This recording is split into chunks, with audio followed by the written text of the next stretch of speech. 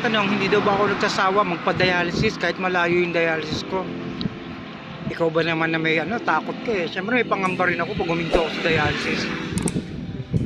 Yung huminto nga ako ng 1 linggo eh, kasi umuwi ako ng Masbate. Sobra guys.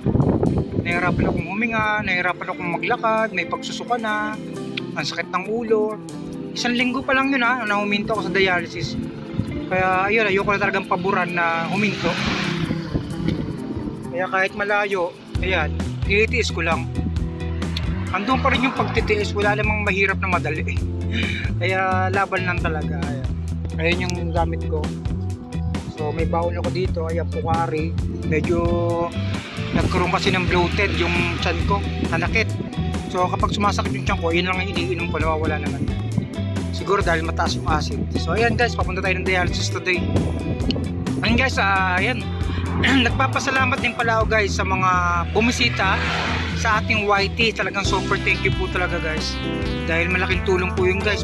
Bawat support sa akin guys na ayan, magtuloy-tuloy tayo sa journey natin. God bless po mga idol.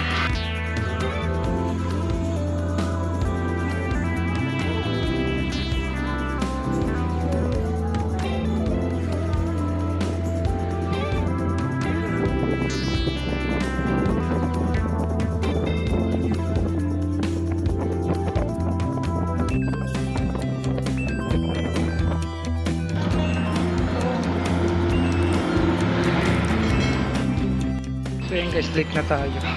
Kararating lang ng bus dito sa terminal. Ayan. So yun, kararating lang ng terminal. So nandito na tayo sa Olonga po. Pero kahit late tayo, kailangan natin maghanap ng makakainan. Mahirap kasi magpa-dialysis lalo na pag walang laman yung tiyan. Ayan. Sana meron tayo mahal. So yun guys, isa't kalahating kanin nga pala yung order ko dito. At syempre, kailangan talaga natin maging malakas. Yan. So dahil kapag naman yung tiyan at nagpa-dialysis, iasahan mo talaga yung panlalambot. Pero minsan talaga nalalambot pa rin ako kahit may laman yung tiyan ko. Ewan ko ba? Pero nasanay na kasi ako guys. So dito nga pala ako kumakain guys. So madalas ko pala itong pinakainan tong restaurant to guys. Itong kalendarya na to kasi kilala nila ako at marami silang magbigay. Kaya sulit yung binabayad ko dito na worth 70 pesos kasama na ulam. Kaya ayun, tipid-tipid tayo guys. Ang ulam nga pala dito, pakso na bangus. Ayan, kain tayo guys. Para meron tayong lakas after, before session, di ba?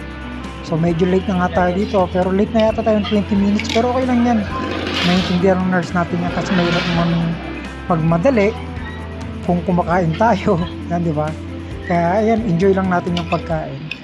And after ko nga matapos kumain dito, may nangangalabit, ayan, may mga nagpaparamdam sa baba, kanina pa siya huni ng huni.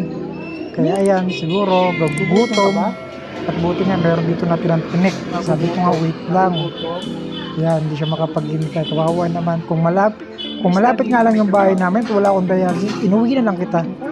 So ayan, nagugutom siguro. So yung natitira kong tinik dito, ayan, pinakain ko lang sa kanya.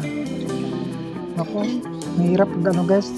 Minsan nakakaramdam ako ng lungkot pag nakakita ko ng mga ganitong stray cat. Kung malapit nga lang yung bahay, why not, di ba? Sa bahay ka lang tumira. Para may kasama ako sa bahay. Kasi minsan guys, pag umuwi ako, yung 2 kong pusa, sinasalubong ako. Pati yung aso ko. Mamaya, gagabihin ako ng uwi. Kaya panigurado to, gutom yung mga yon. Guys, ayan, mapapag-respond ka na lang talaga. So, late na tayo. Minsan talaga malilate ka talaga dahil sa dito, hindi sa oras, dahil sa tagal ng paghihintay sa bus. Matagal din kasi yung paghihintay ng bus sa atin. Hanap tayo ng tricycle, kundi tricycle jeep. Okay lang naman, hindi naman masyadong late na late. Ang mahirap lang kasi kapag dialysis patient ka na, yung pahirapan sa paglalakad.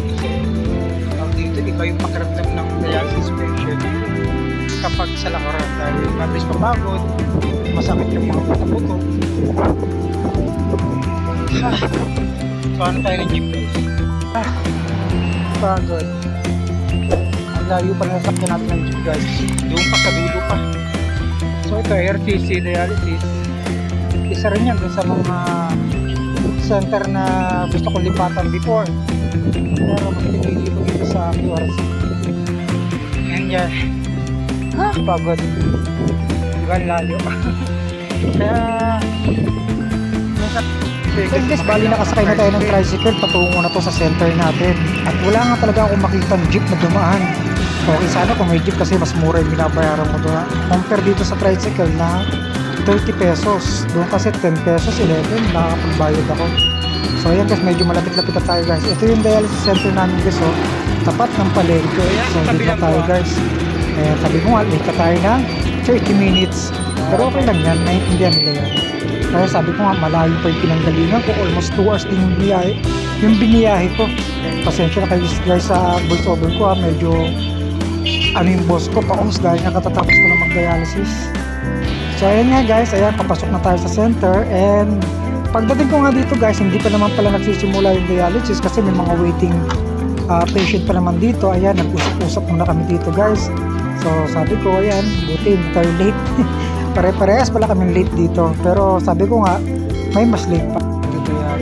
So ayan, bali na session na tayo. So ready na tayo sa 4 na oras. 4 na oras nga na session to guys, na treatment para matanggal yung lason sa katawan, pabawasan yung tubig sa katawan at hindi pumunta sa baga. Dahil napakahirap guys kapag napunta sa baga yung tubig, automatic talagang tutubuhan ka talaga sa likod. Kaya dito ayan, meron pa tayong 3 hours and 20 minutes na remaining, kaya tiis-tiis lang. Kaya dito nag-request talaga ako ng ilaw kasi medyo malamig at malakas yung aircon. At may pabalik-balik pa nga na brownout. Ayun guys, brownout ngayon. Kaya buti na nga lang, meron dito generator. So inaayos pa nila. Ito ang mahirap kapag dialysis patient ka talaga. So after nga ng 3 hours after nga makalipas ang 3 oras, ayan, nakaramdam na nga ako ng hilo dito. At medyo nahihirapan na rin akong huminga. Sabi ng doktora ko, medyo daw mataas yung hatak ko or mababa yung dugo ko. Kaya ang ginawa ng doktora ko is binawasan yung pinaka hatak. Guys, pasado alas 9 na nga pala ako nakauwi. Ito, kailangan ko nang pakainin yung aking mga alaga. Ito yung makikita, ayan. Hirap pag walang amo, no? Kinabi na yung amo nyo. So ayan guys, pinakain ko muna sila. Tapos na kasi ako kumain. Doon pa lang sa center, kumain na ako.